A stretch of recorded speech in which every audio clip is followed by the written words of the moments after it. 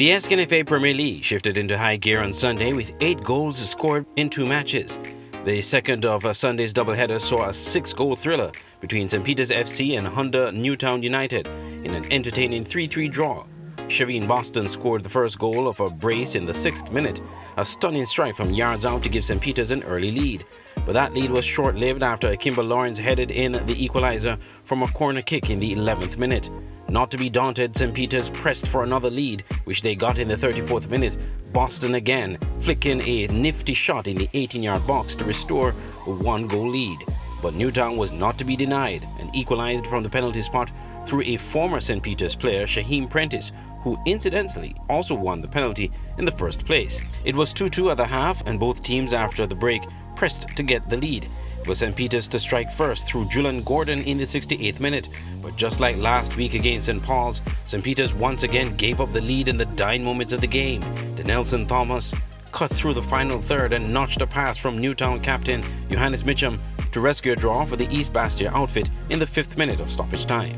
After the match, St. Peter's coach Austin Huggins said his team has to be strong mentally if they are to avoid giving up last-minute goals that are costing them full 3 points. Well, I think we need to be get more mentally involved in the game.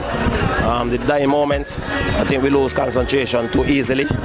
Guys still playing as if the game just started, whereas we're supposed to be a little more tactical and be able to be in a position where we can ensure that we get the 3 points.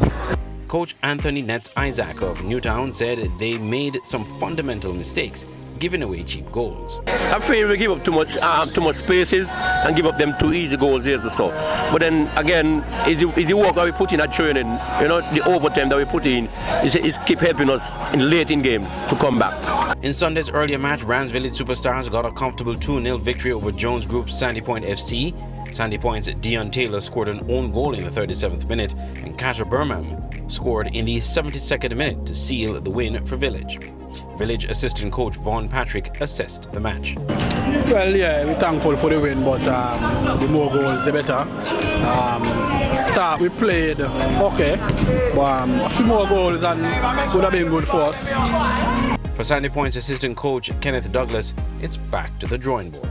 Our objective really and truly is to stay in Premier Division. We have been here, I think it was in 2016, we are here again some 7-8 years after.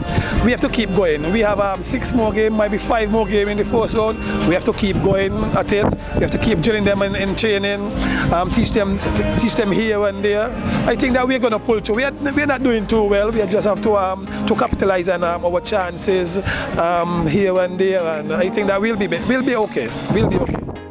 Here are the point standings after this weekend's matches. The Sknfa Premier League will go on a break this week as the 2023 FA Cup preliminary round begins. It's also an international break week as the senior men's national team return to CONCACAF Nations League action on the 23rd and 27th.